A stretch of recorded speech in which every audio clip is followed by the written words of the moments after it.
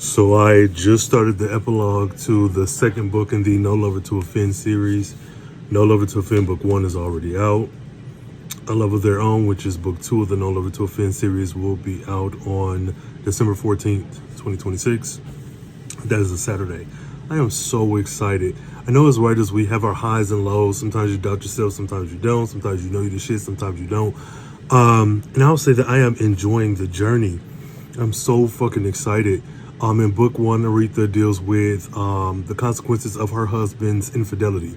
That sends her from Flint, Michigan, all the way to San Francisco, California. Jesus Christ, where she does the Stella Got Her Groove Bag, Waiting to Exhale type mashup of like finding yourself, getting back to the roots of the things that made you you, family, friends, relationship, etc.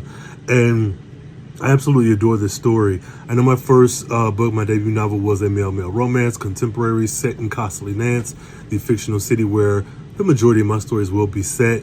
But this one is so near and dear to my heart. There are some family ties, some inspiration from different parts, for lack of a better term, that influence some of this story.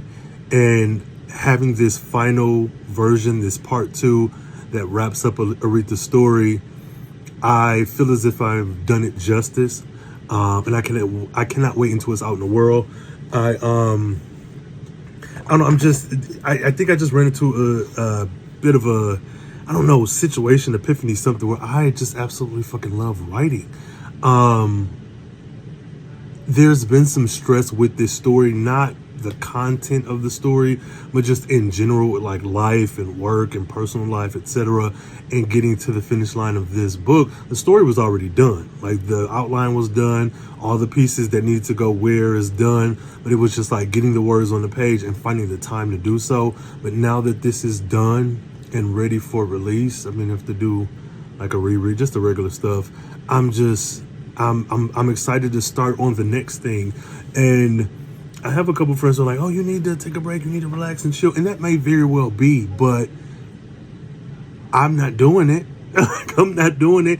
I'll say that No Lover to Offend book 2, which is A Love of Their Own, may be the last release for maybe like a couple months while I work on some stuff. But like having 5 books out in less than a year from the first book being published, I don't know, man. I truly felt like I've hit some sort of flow state where I am doing exactly what I'm supposed to be doing.